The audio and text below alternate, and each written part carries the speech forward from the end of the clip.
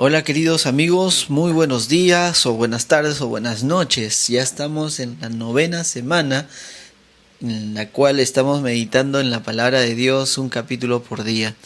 Es grato saber que muchos de ustedes están siguiendo esta lectura y queremos que nuestra oración es que persistamos en esto, no bajemos la guardia. Sabemos que estas semanas muchos también van a estar de descanso, de vacaciones del colegio, de la universidad o de algún centro de estudio.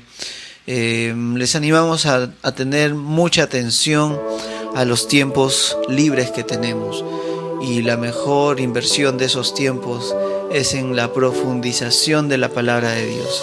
Si profundizas en tu lectura bíblica, en la palabra de Dios, verás cuánta más riqueza podemos sacar de un solo capítulo.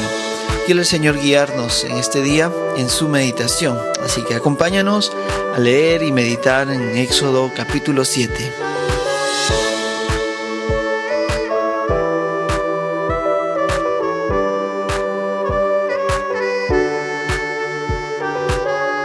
Éxodo capítulo 7 nos presenta dos escenarios principalmente.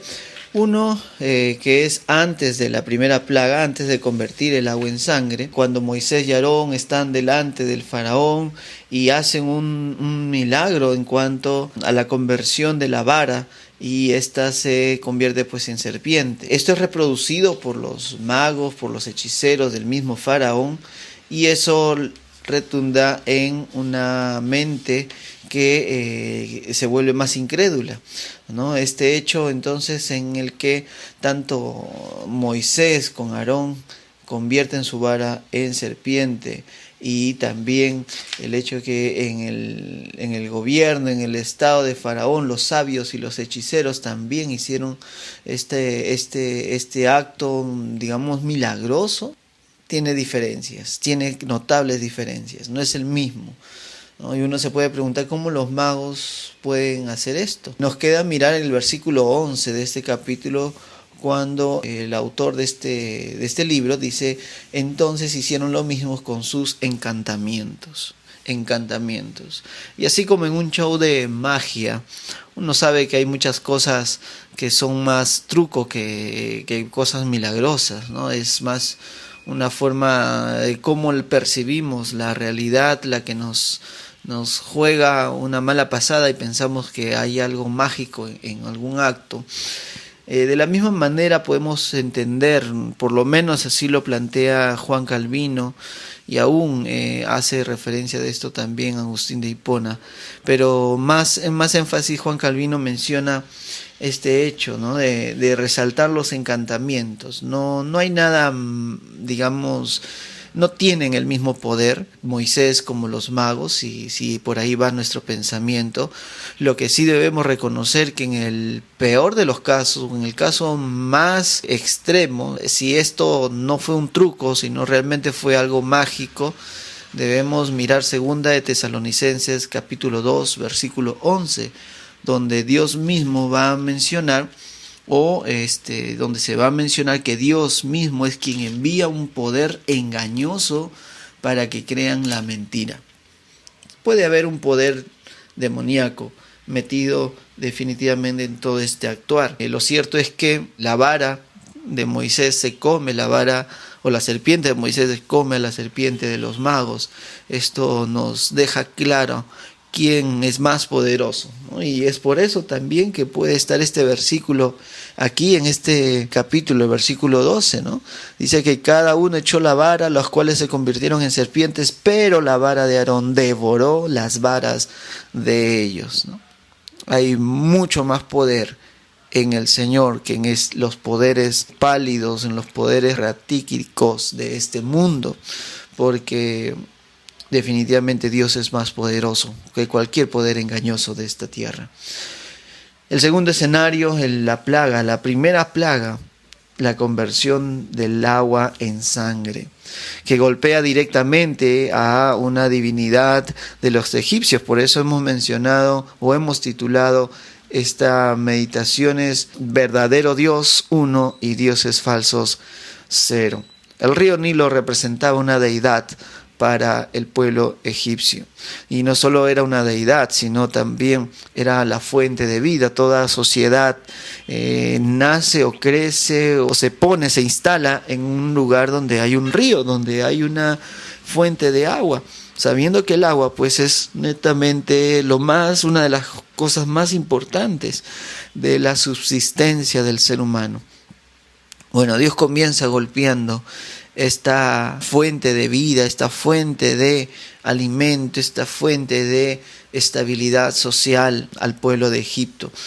Tal es así que no había lugar donde se podía beber agua, solamente pura sangre. Y esto representaba, o mejor dicho, emanaba un hedor totalmente nauseabundo, totalmente nauseabundo.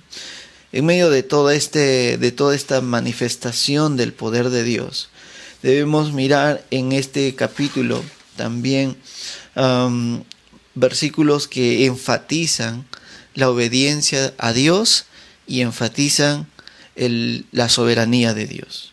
Versículos que enfaticen la obediencia a Dios. Versículo 6.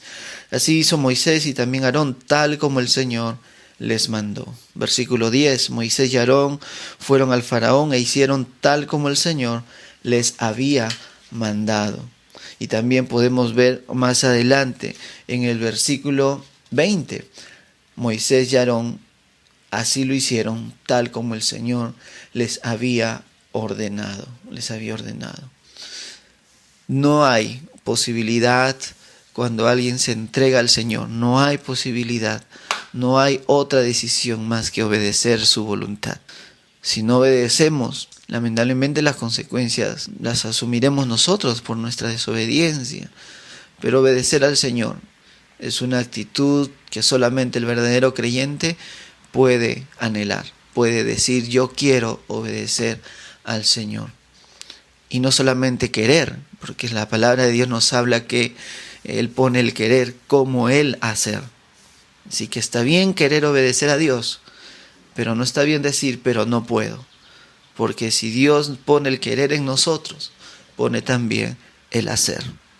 La segunda frase importante que nos va a demostrar la soberanía de Dios es que Dios así lo había dicho. Y eso lo vemos en el versículo, en este capítulo 7, en el versículo 13. Dice, sin embargo, el corazón del faraón se endureció y no los escuchó, tal como el Señor lo había dicho. Y también lo podemos ver en el versículo 22. Los magos de Egipto hicieron lo mismo con sus encantamientos. Ya sabemos, encantamientos a qué se refiere. Pudo haber sido un truco, una simulación de la realidad, la que pudo haberle hecho los magos para engañar el corazón del faraón y decir que también ellos convirtieron el agua en sangre, ¿no? Pero dice ese versículo 22, el corazón del faraón se endureció y no los escuchó, tal como el Señor había dicho. Dios sabía muy bien que el faraón no iba a aceptar este acercamiento de Moisés y Aarón a él para pedir la liberación del pueblo de Egipto. Pero como vemos en los primeros versículos, esto lo hace para mostrar sus señales y sus prodigios en el pueblo de Egipto. Y también para liberar al pueblo de Israel y que el pueblo de Israel sepa y vea que Él es el único Dios verdadero. Verdadero Dios, 1. Dioses falsos, 0. Oremos a nuestro Dios. Amado Señor, te agradecemos en esta mañana, tarde o noche. Escuchamos esta meditación por tu palabra. Tú muestras tu poder más grande que este mundo. Tú muestras, Señor, tus planes a pesar de nuestra incapacidad de entenderlo. Te adoramos, mi Dios. Gracias, Señor, por tu verdad. Gracias, Señor, por tu palabra. Guíanos a obedecer siempre. Guíanos a reconocer que tú tienes más poder que este mundo.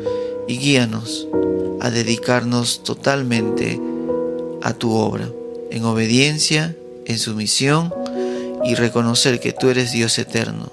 Tú eres Dios todopoderoso, creador de este cielo, de esta tierra, y no hay poder en este mundo que se iguale al tuyo. Gracias, Señor, por mostrar tu poder, por mostrar tu soberanía, por mostrar tu grandeza. Y aún gracias por endurecer el corazón del faraón, porque esto nos permitirá ver que por 9 veces más tú estarás golpeando cada uno de los corazones y de las seguridades que tenían los egipcios. En el nombre de Jesús, gracias. Amén.